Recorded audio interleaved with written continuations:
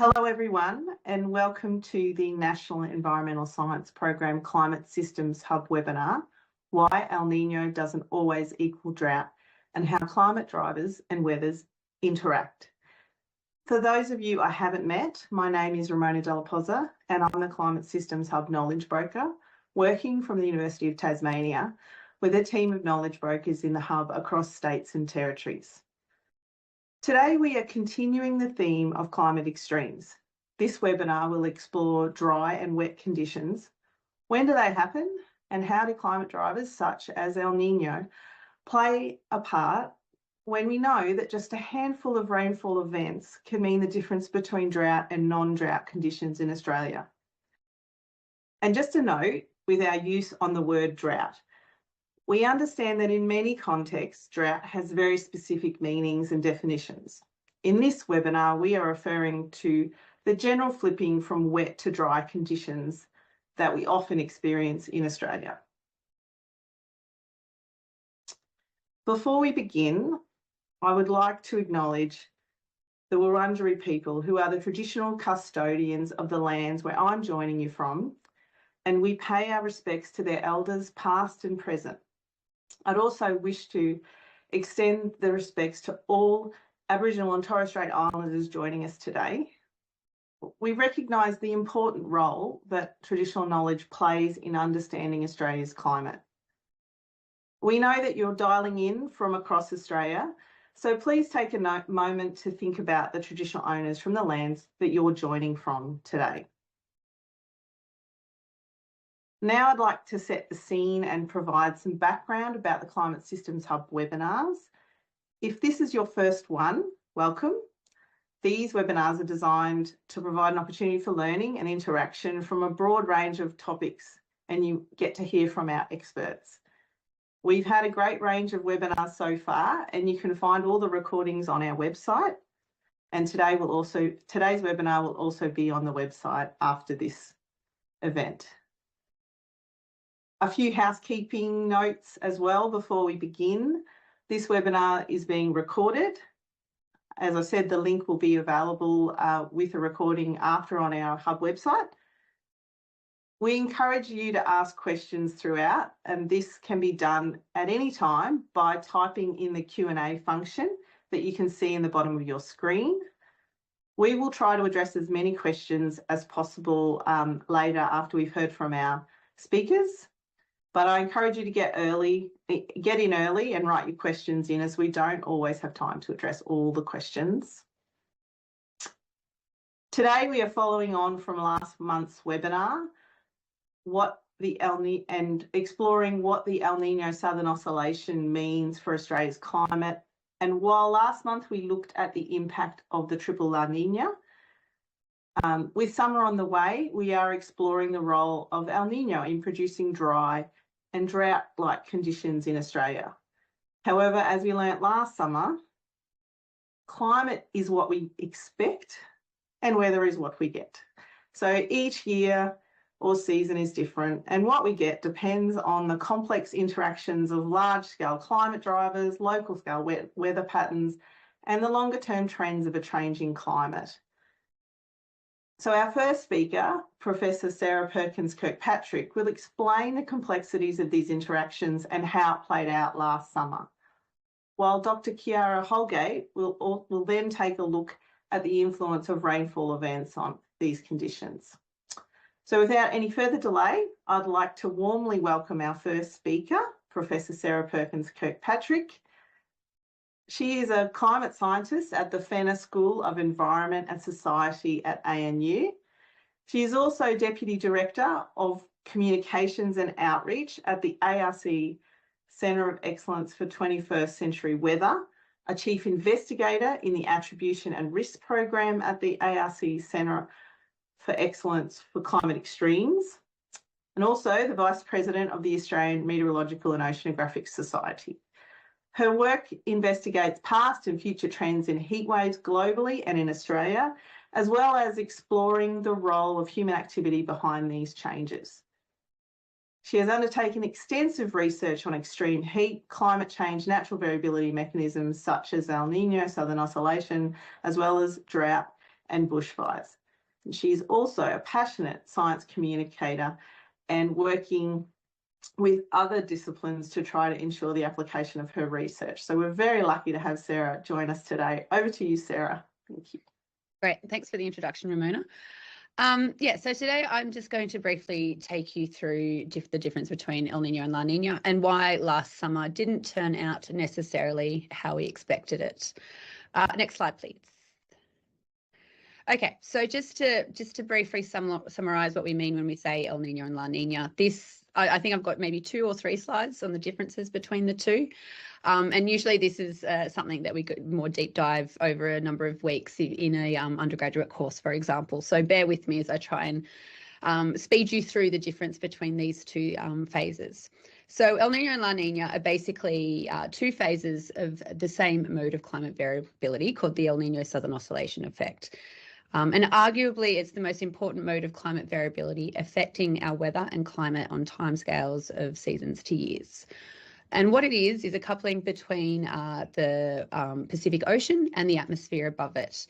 So as the sea surface temperatures change temperature and shift around, the atmosphere responds in a certain way, and that effectively controls our weather over the summer period. So the 3 diagrams shown here are showing the difference between El Nino conditions, what we tend to call neutral or normal conditions, and then La Nina conditions. During El Nino conditions, during our summer, we have lots of rainfall occurring in the middle of the Pacific Ocean, and we have the thermocline, or the difference between the warm water on top and the cool water underneath, partially tending towards Australia. Sorry, that's El Nino conditions. I got that mixed up already. So yeah, during El Nino conditions, we have that sort of the rainfall moved to the centre of the Pacific Ocean, and we have the thermocline changing towards Australia, and the trade winds blowing towards South America. Normal conditions, we have that sort of cloud band moving closer to Australia, and then La Nina conditions, they move closer still. So effectively during La Nina, we have much warmer water kind of pooling off Australia. That enhances convection and enhances rainfall. And then those rainfall bands move, they don't just sit off the northeast coast of Australia, they propagate further downwards. Next slide, please. And when we see these two phases, they have very different effects. So during El Nino, we expect, generally speaking, and I will underline what I mean, underline the general there, hotter and dry conditions over the eastern 2/3 of Australia.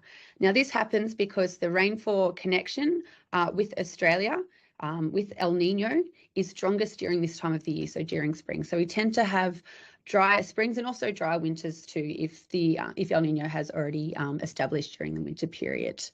During La Nina, effectively the opposite happens. We get much higher rainfall over more than just 2/3 of Australia, over most of the continent, in fact. And this is where we typically see a lot of our flooding events, and that's certainly true for the triple La Nina that you heard about during the last seminar. Lots of parts of eastern Australia got flooded multiple times during that 3-year period because of this La Nina effect and just the extra amount of moisture and rainfall that we had available. Next slide, please. Okay, so we have these 2 phases of the El Nino Southern Oscillation effect, and they roughly occur, it's quasi-cyclical. So by that I mean each phase roughly occurs every 2 to 7 years. Obviously, we can have 2 La Ninas or more line up in a row. Sometimes we have an El Nino straight after a La Nina. Sometimes we don't. Sometimes we have a break and we have a neutral summer where everything's just, as I said, that very loose term of normal. So this happens. It's always happened as far as we can tell. However, we know that the climate is changing because of anthropogenic climate change, and we know this anthropogenic climate change is warming. We don't really know what direction we're going to go ahead in terms of anthropogenic climate change. We certainly know that emissions will increase and the amount of carbon in the atmosphere will increase, but we don't really know how that will affect La Nina and El Nino. There is some science to suggest that the strength of La Nina and El Nino will increase for at least the next 100 years or so, but the jury is still out on just how certain that is. And on top of that, we then don't know how our weather locally over Australia will respond to that potential change in El Nino or La Nina.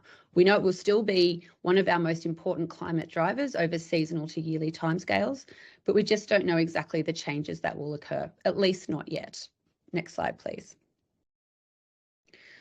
As I just mentioned, this climate variability will continue with climate change, and El Ninos are changing to a certain extent in terms of their amplitude. So the climate models that we look at to project basically what our future climate will look like, they do suggest, as I mentioned, that this amplitude in El Nino, so the strength of El Nino, will increase.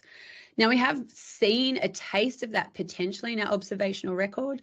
So looking at the June El Nino, June 2023 SST profile, the sea surface temperature profile on the right there, you can see that the waters were much warmer than what they were compared to the 1997 El Nino, which was a really big El Nino in terms of its impact.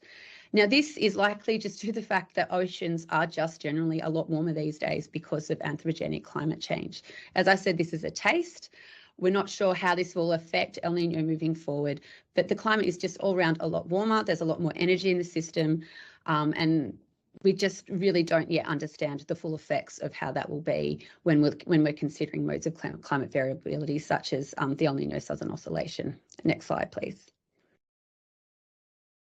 On top of this, we need to keep in mind that climate variability is not precise in indicating what will happen to weather within a season. So a lot of us, most of us, or all of us, in fact, think as soon as we hear the term El Nino, we think it's going to be hot, it's going to be dry. And we instantly think of burning bushfires and parched vegetation and cattle and sheep in distress. That's what we've built up to think about over the last few decades. And while there is a higher risk of these conditions occurring during El Nino, it is certainly not guaranteed. In part, this is because of the rainfall response with El Nino. It happens during winter, but more importantly through spring. So that sort of drying happens before summer occurs, typically speaking. So it primes conditions leading up to the summer.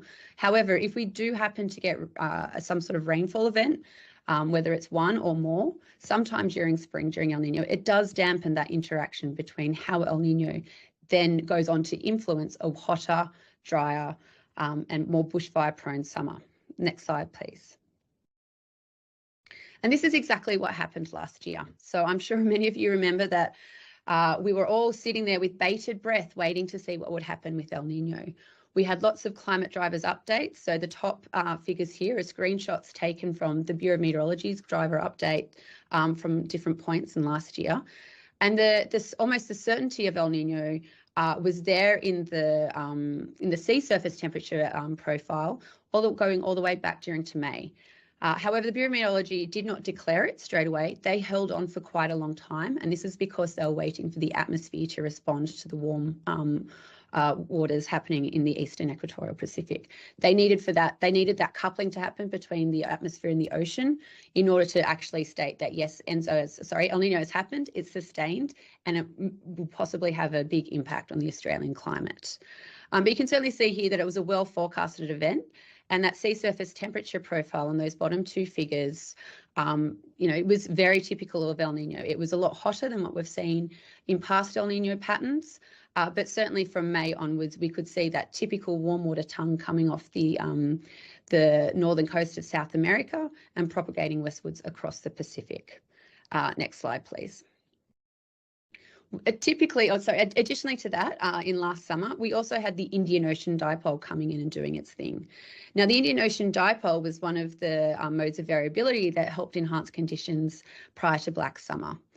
Now, I won't go into detail exactly about how the Indian Ocean Dipole sets up, but effectively when it's in a positive phase and this needs to happen during spring, it means hotter and drier conditions for the southeast of Australia because there's a reduction in rainfall moving from the northwest over to the southeast. Now, this again was well forecast. During winter, it looked like we're heading into a positive IOD. And this actually continued into late spring, which is reasonably unusual for an IOD event because its effect is usually just during spring times only. It usually rapidly decays towards the end of spring. But this didn't actually really happen last year. It tended to hang around a bit, which was quite unusual in itself. So what I'm trying to do here is set the scene that we did have these really strong indicators really early on that we could have been in for this, hot, dry, burning summer that we all thought we might have. And there were certainly indicators in terms of the seasonal data available to us that could be on the cards. Next slide, please. On top of that, we also had a lot of media hype, and I don't think I've ever been so busy in my life as I was during winter last year, being asked questions around what sort of summer we'd be leading into in 2023, 2024. I lost count of how many news press articles there were saying possible El Nino, super El Nino, and these were dating all the way back during April or May last year. I did actually get onto ABC News and did say that, you know, regardless of El Nino, it will be one of our hottest summers on record. I want you to take that for a minute and just think whether or not I was right. I'll come back to that at the end of my slides. But certainly, yes, there was this huge media hype around, you know, the sort of summer that we were going to expect last year. Next slide, please. And on top of that, we're all, again, sitting there with really bated breath because of where we're coming from after post-Black Summer. So I'm sure we all remember Black Summer very well. It was hot. It was fiery, and this was in large part due to the positive IOD and the drought, the multi-year drought that we experienced just before it. Immediately after this El Nino, sorry, not after this El Nino, after this Black Summer, we went into a triple dip La Nina. So it was literally from one swing to another into you know, devastating flood conditions. So there was a lot going on for us to think, well, what's happening next? What extreme state are we going to flip into? So certainly we also, on top of the media hype, we also had some sort of nervous expectations generally in the community as well. Next slide, please. And once again, I want to bring you back towards back to what a typical El Nino response is. I want to make very clear that the typical El Nino rainfall response is during winter and in spring as well. There is minimal drying influence of El Nino on summer, usually during a summer. So here I'm talking about December to February.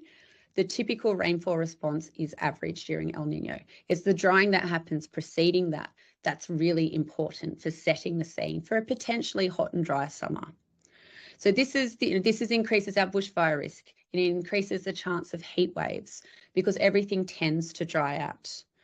And it's also important to remember that no two El Ninos have the same influence on Australia. So for example, the 97-98 El Nino that I talked about earlier, it was one of, you know, it was really bad for its time, but it didn't have a very strong rainfall response over the Australian region. Whereas the 1982-1983 El Nino, we had this huge El Nino that had significant drying and some of the lowest rainfall totals on record at that time across Australia.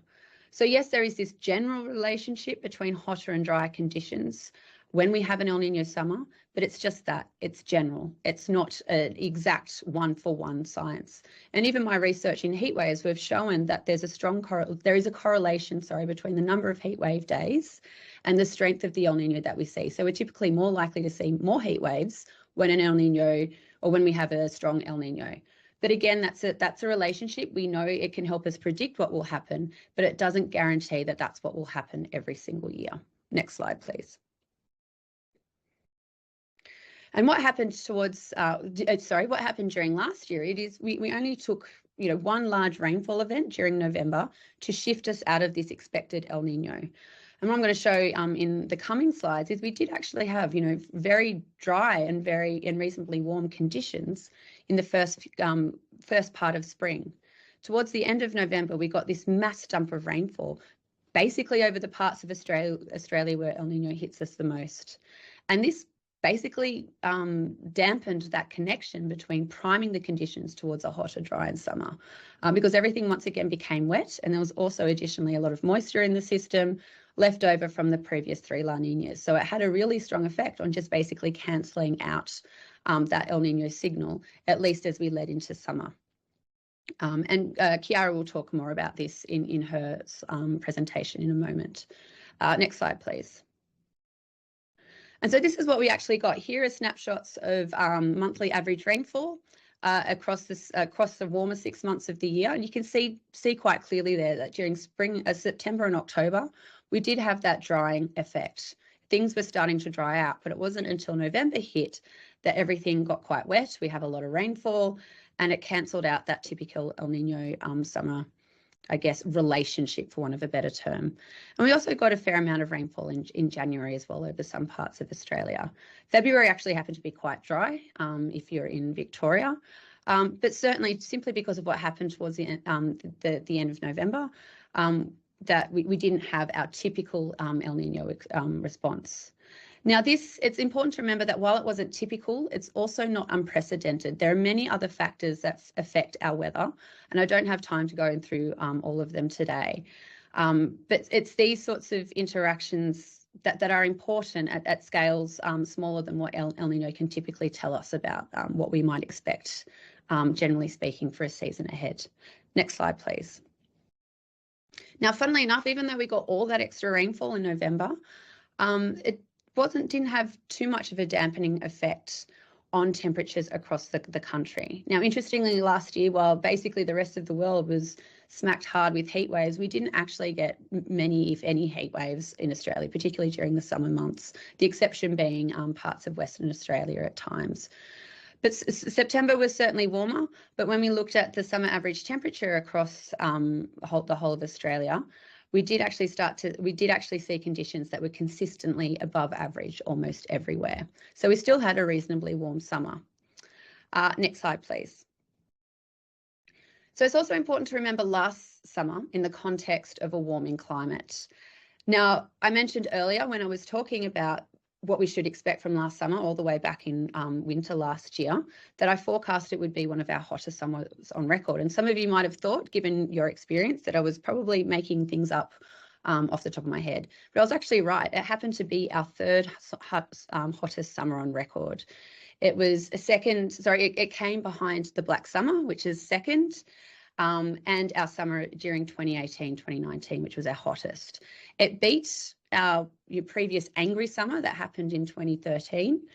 And this is because it was consistently hotter than average almost everywhere, almost all the time. So it only had to be a couple of degrees hotter on average every day for us to hit that third hottest summer on record. As I mentioned, the weather experience wasn't typical of El Nino because we had that cancelling of the relationship with antecedent conditions, but it's also not unprecedented. It's not the first time this has happened, and it probably won't be the last. And it also highlights why understanding our weather and how the weather will change, not just in the context of modes of variability and other subseasonal influences, but also in the context of climate change is really important. And this is where the Centre of Excellence for 21st Century Weather comes in. We've just started up this year, and that's effectively the question that we want to ask. How do our weather systems change in the face of climate change, inclusive of those influences from larger scale modes of variability, like the El Nino Southern Oscillation effect? And yeah, it's also important to remember that these general predictions and general relationships that we so heavily rely on and think, oh goodness, yes, well, this is what's going to happen, those sound bites that we might hear in the media, do hide the really important detail. Climate and weather is very complex to communicate at times, and there's often so much more detail than just those sound bites or just those headlines we might all be reading. So it's important to remember that, and a lot of these relationships are just general in nature. And it only takes a few different weather systems for that relationship to not follow what we might typically expect. And with that, I'll leave it there. Thanks. Thanks, Sarah, for the great explanation of why last summer did not result in dry conditions across Australia and why this is so complicated. So just a reminder to everyone to please put your questions in the Q&A function for our presenters to answer after the presentation. I'd really like to now welcome Dr. Chiara Holgate to explain more about the interactions of climate drivers and weather and why it's so complicated, including drought-breaking rainfall. Dr. Chiara Holgate is a research associate at the ARC Centre of Excellence for Climate Extremes. Her work focuses on the physical processes that cause extremes like droughts and floods. She has a PhD in hydrology and climate science at ANU and has previously worked as a research scientist at the Bureau of Meteorology. Prior to research, Chiara worked as a hydrologist and a water resources engineer at a global engineering consulting firm where she provided advice to government and industries on issues such as flood risk, environmental hazard strategies, and water demand availability and water quality assessment. So we're very lucky to have Chiara as well today. So thank you, Chiara. Over to you. Thanks, Ramona. Thanks for having me. It's a pleasure to be here. Today, I'm going to share some new research into how Southeast Australian droughts work And this research has been done as part of the Centre of Excellence for Climate Extremes, together with colleagues at the Bureau of Meteorology. So, you know, of course, we all know that droughts start with a lack of rain and then end when the rains return. But exactly what causes the rain to dry up and then return? Now, Sarah just mentioned that, you know, the El Nino strength, for example, you know, isn't a clear indicator for Southeast Australian drought. So is drought really just about El Ninos and La Ninas, or is there more to the story? Now, what I'm aiming to show you today is that there are many processes within the climate system that play a role in causing Southeast Australian droughts. And we need to understand how they fit together if we're going to get better at predicting droughts. Next slide, thanks.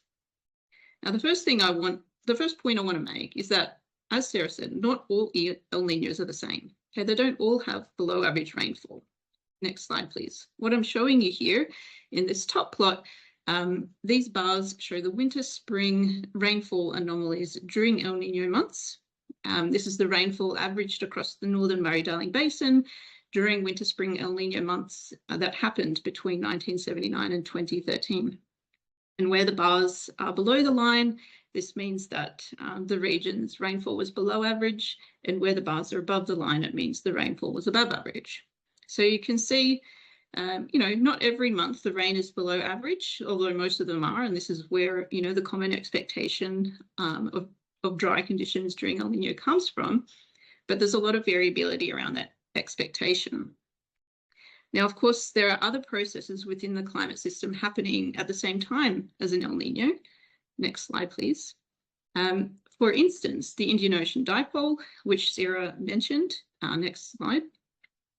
The Indian Ocean dipole is reflective of sea surface temperatures across the tropical Indian Ocean. And when those sea surface temperatures closest to Australia are cooler than average, so parts of southern Australia can often experience drier than normal conditions. So when we have months with both an El Nino and a positive IOD happening, we may expect below average rainfall. And as you can see in this bar plot, many of the months that have both of these events happening at the same time do have rainfall that is below average. But again, not every month. Sometimes the rainfall is above average.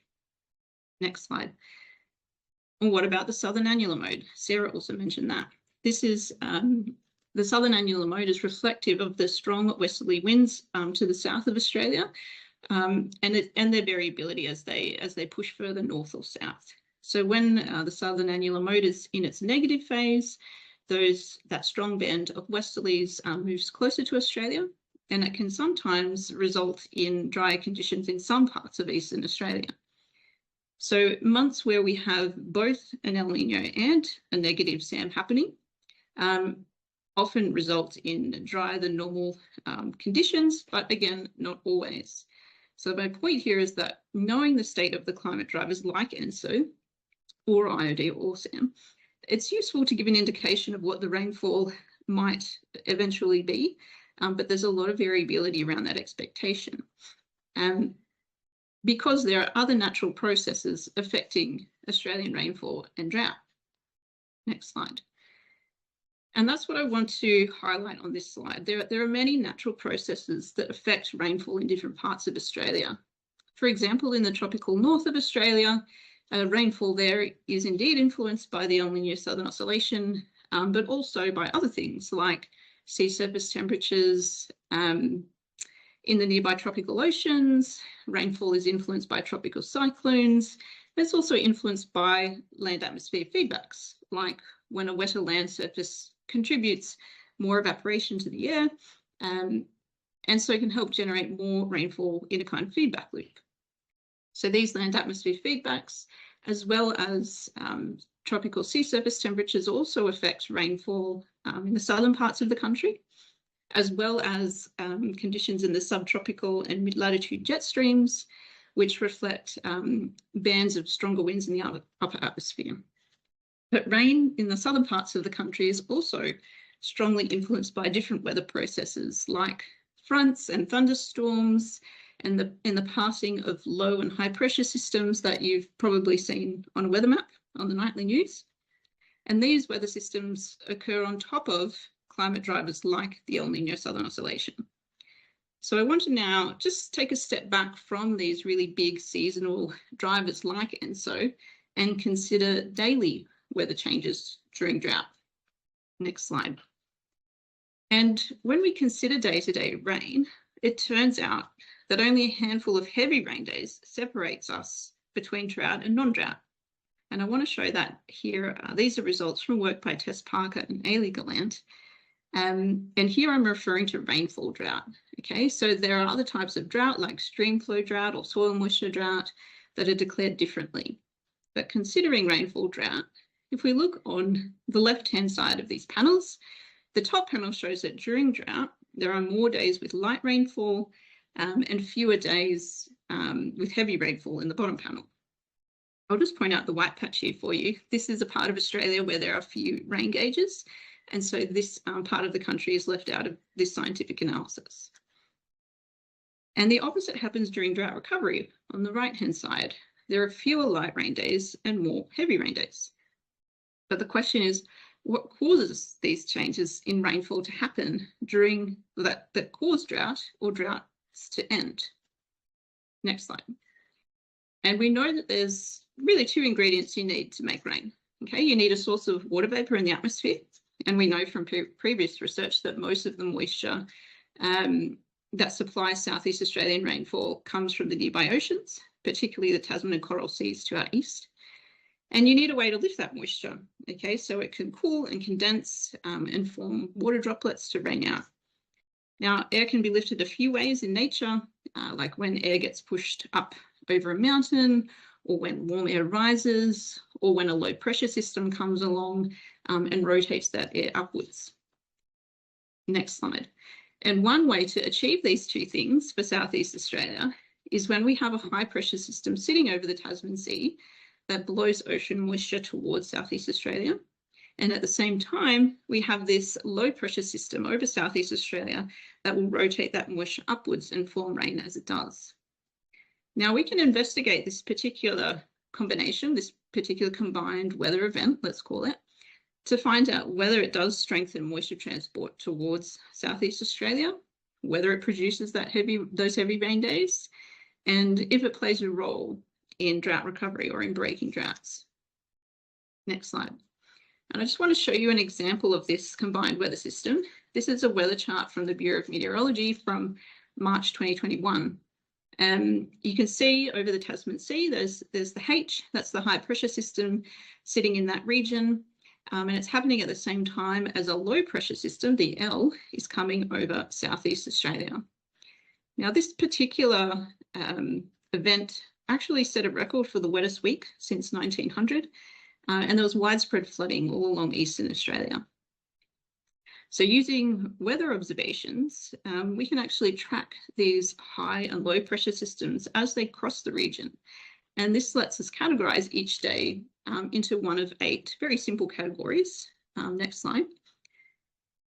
We can categorize each day as whether a Tasman high was present or not, and whether there was a low pressure system over Southeast Australia or not.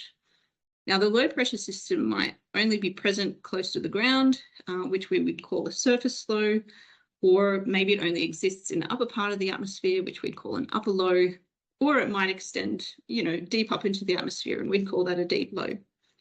So now, having each day categorized in this simple way, we can see how we can look at how the rainfall changes between these different weather systems and find out whether this weather combination of a Tasman high and a deep low that we're showing here, whether if it does actually strengthen moisture transport, if it plays a role in heavy rainfall, and does it play a role in breaking droughts.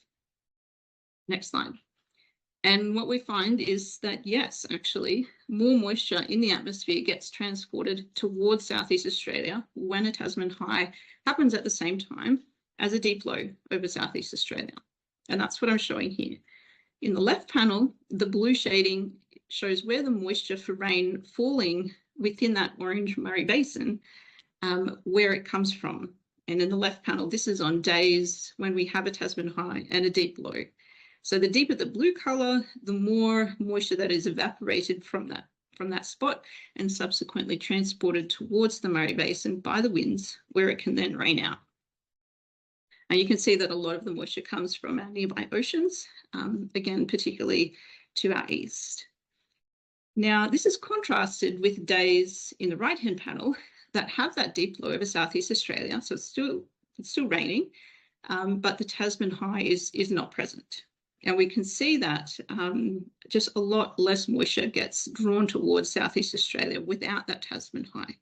So that's really what I wanted to highlight here. It's this combined situation of having a Tasman high and a deep low that strengthens moisture transport towards Southeast Australia to contribute to enhanced rainfall. Next slide. And what we find is that when we have a Tasman high and a deep low, rainfall tends to be extremely heavy compared to other days. So what I'm showing you here is a plot of the accumulated daily rainfall across the Murray Basin. Anything above around 14 millimetres per day, when you average across the whole region, is considered extreme here. And this happens about 2% of the time. Next slide. But when we consider rain from each weather category, we find that rain from days with a Tasman high and a deep low in black tend to produce rainfall that is extreme more of the time. So now over 6% of the time, we're getting extreme rainfall. So the chance of extreme rainfall with a Tasman high and a deep low more than triples compared to other rain days. But this is really just about rain in general. What about drought? Next slide. And perhaps most interestingly, what we've found is that the Tasman high and deep low event is the leading contributor to drought-breaking rainfall in Southeast Australia. And I'll talk you through this graph here. So this is the contribution to rainfall by each of the different weather systems. So the top one is when we have a Tasman high and a deep low happening at the same time. The second one is when we have a Tasman high and a low only in the upper atmosphere, and so on. And it's the contribution to rainfall happening during different periods. So in brown, these are months when we're in drought. Blue is when it's just very wet. And green, these are our drought break months. So considering droughts of recent decades, we found that the Tasman high and deep low event is responsible for about a third of all drought recovery rainfall in the region. Now, some of the rainfall from this weather system is very heavy, and that's what the grey bars are there to indicate. Going from drought to drought break, the amount of extreme rainfall nearly triples in this region. Now, altogether, this tells us that in order to predict drought and drought breaks in Southeast Australia, models of the climate system need to be able to accurately simulate this type of weather event. Next slide. So to sum up, large-scale drivers like the El Nino Southern Oscillation are definitely part of the drought story, but weather system dynamics are really important too. Southeast Australian droughts are broken by weather systems that enhance moisture transport and uplift to produce heavy rainfall. And knowing this can hopefully help us to improve drought prediction. So if, for example, if we can make sure climate models simulate these weather systems with the right frequency, for example. Now, going forward, research will hopefully start to uncover how these weather systems interact with climate drivers like ENSO or the IOD. And all going well, upcoming hub research will also investigate the role of these types of weather events in extreme rainfall and in compound events, like when extreme rainfall happens at the same time as extreme wind, and looking at how they might drive impacts across the country into the future. And I'll stop there, thanks. Thanks, Kiara. That was a great presentation and really helped to explain how important the timing and location of rainfall events are on whether we experience drought conditions or not. So thank you, and we're excited to have you as a co-lead for a new project in the hub. And if anyone is really interested in this project and wants to be involved, please get in touch, and we can help. You can help to shape this really important research. So thank you. It's now time for the Q&A part of the webinar. We've already had a lot of questions put in the Q&A function. So thank you very much to everyone for those. We have a couple to start with for Sarah. And the first one is, if El Nino and La Nina is primarily a rainfall event, why are El Nino years typically hotter? And how does the drying or prime for hotter conditions? Yeah, that's a really good question. And I just completely skipped over that altogether. So I do apologise for that. The main reason is because of what happens at the land surface. So when we don't have any rainfall, when it's dry, there's less moisture, or eventually there becomes less moisture that's available to evaporate from the land surface. So this is what I'm going into here, is the surface energy balance.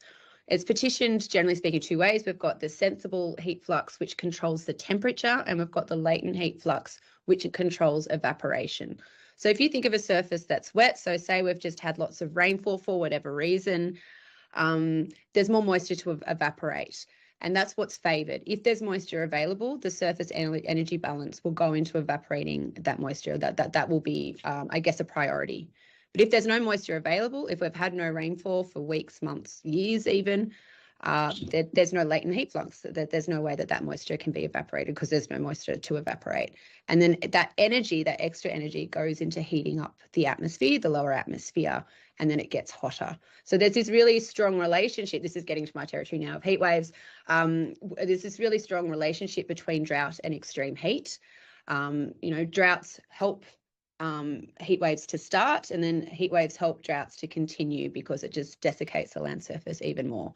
And it's those antecedent or those prior conditions that are important, because it takes time for a drought to start happening. It takes time for things to dry out, and then it takes time for that temperature to respond, particularly if we've had lots and lots of rainfall prior to that drying beginning. Thanks, Sarah. That's good answer. There's kind of a second, I guess, a follow-on question to that asks, if does rainfall, well, it sort of correlates it to the rainfall. So the relationship between cooling and heating affect rainfall and temperature. So does this, does extra rainfall mean that you get, 0.1 degree cooler temperatures than otherwise would be? And I don't know if that's for you or for Kiara, or if it's in short, no, because it depends on so many other factors. It depends on how that land surface is used, how quickly how quickly runoff might be happening, the type of vegetation you have there. It's not just that simple. Less rain equals this extra amount of warming. It is a relationship, but that strength of the relationship differs depending on where you are and what's going on locally. It happens everywhere, but that strength changes. Never straightforward. Never. No, never. Everything is always more complicated. Absolutely. Yeah, that's right. And there's another question about here they're interested if you could provide some insights into the Western Australian situation. So that they've had a very hot summer over latest, 2023, 24. And is that related to an increase in the IOD and the prolonged nature of it? I'm not sure if it's Sarah or Kiara, whoever you think is better to answer that. That's actually a really good question. I don't have an answer to that. I don't know if Kiara does. It might be something that we take on notice or something. Yeah. That's fine. So there is some research around how the southern annular mode controls rainfall and consequently temperature over southwest Western Australia, which is where Perth sits in that part of the country. And that's shifting south, and there's quite a strong trend with the southern annular mode and all of the weather systems that controls moving further south, particularly during the warmer parts of the year. So that could be that is likely a factor, but whether or not that's explaining exactly what happened last summer, I'm not entirely sure. Yeah. Okay, no, that's good. And there's another follow-on, I guess, question where it's talking about, with these relationships, are you talking mostly about Southeast Australia and in Eastern Australia rather than what happened? It is quite different in some instances what happens in Western Australia. Is that fair to say? Yeah, well, I'm just thinking back to those maps that I showed of that typical El Nino La Nina response, and that they were averages over, I can't remember exactly how many phases of each. But that was, that relationship or that response wasn't just Eastern Australia. It was, in the case of La Nina, it was most of the country. In the case of El Nino, it was the eastern 2/3. Now that's again on average over a number of events, but there is definitely local variability. So for example, when we think about Victoria, the El Nino Southern Oscillation response to rainfall is much weaker than Queensland. So that there are those regional differences. But I do think, broadly speaking, for most of Australia, when we hear El Nino, we think, oh, it's going to be hot and dry, I'm going to have lots of fires. So not only is it that non-typical, like it's, that's a general relationship, not just in terms of what's going to happen over the course of that period, but also, regionally, there's other differences too, as well. Yeah, no, thanks, Sarah. That's great. I have a question for you, Kiara, now. Is there a link that you've discovered between ENSO state strength position of the Tasman high and deep lows, or is this a research question that still remains? Yeah, it's a great question. And actually, we have done some research following on from the research that is presented, where we looked at how the El Nino Southern Oscillation interacts with these more regional scale weather systems. And what we found is that there isn't necessarily a difference in the number of the deep lows that you would see over Southeast Australia between La Nina and El Nino. So there wasn't, an immediate and clear link or clear relationship between the phase of ENSO and how often these deep lows occur. But what we did find is that during La Nina, more likely you're going to have, when a deep low does happen, you're more likely to have that Tasman high present as well, which you don't necessarily see as often during an El Nino. So whilst, you could get deep lows happen regardless of whether it's an El Nino or a La Nina, it's more likely to produce more rainfall during La Nina because of that combined effect of the Tasman high. Thanks, Kiara. That's good. We actually have another question that follows on to that, which is asking more about the climate models and how well, and you did touch on that slightly, like how well the climate models simulate the modes of climate variability in terms of changes to El Nino and La Nina in the future. Can you give us any insight into those, what we might expect in the future? For the broader El Nino La Nina changes and climate model representation of that might be more for Sarah, but in my terms, yes. The climate model representation of these weather systems that I've been describing, many models do struggle to simulate these weather systems with the frequency that we actually observe them. Some models tend to underestimate how often they happen, but it's not immediately clear why they do that. So this is actually an upcoming research area, is to figure out why some models aren't simulating as many deep lows, for example, over Southeast Australia that we observe, and trying to then understand what that means for Australian drought. So yeah, so that, I guess that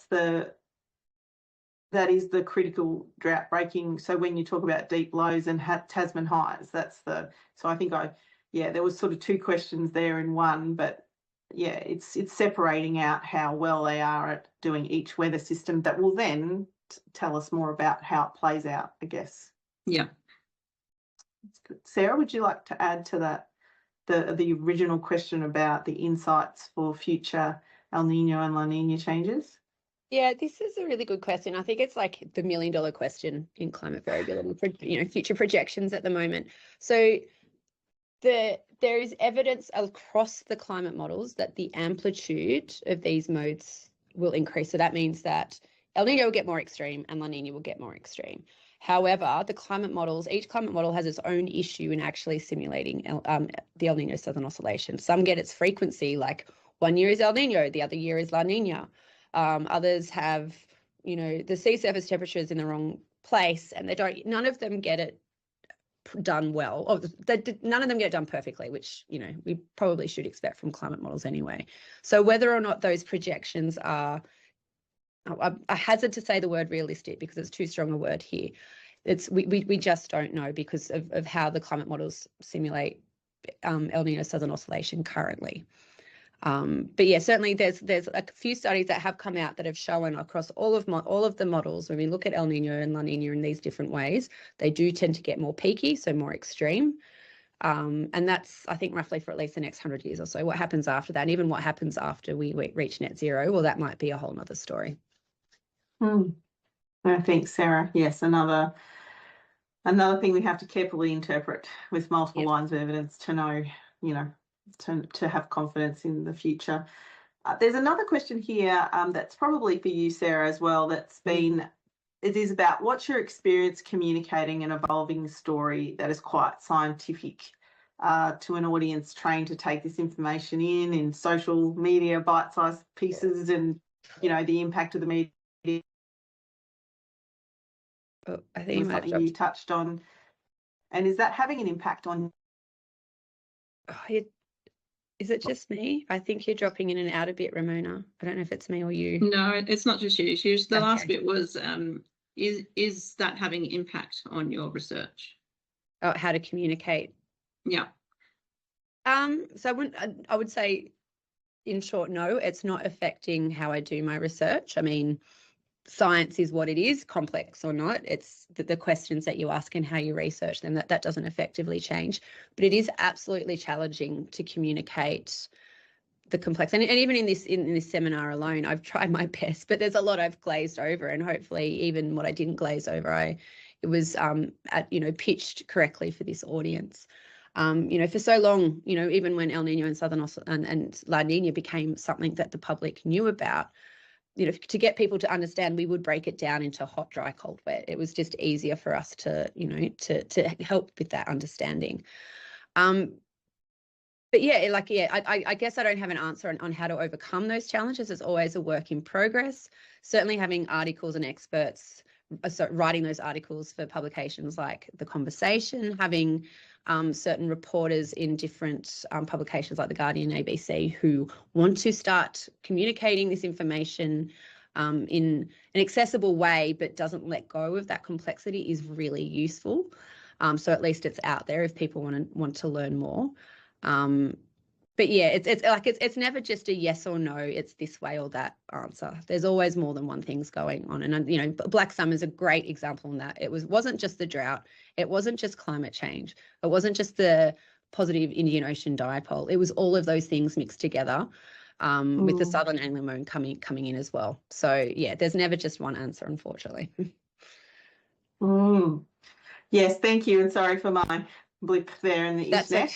Always at the best time. So thank you for the recovery of the answer. That was great. I think we have time for one very last question for Kiara. So this question is, does the latitudinal position of the Tasman High have a relationship to the rainfall connection to the low over southeastern Australia?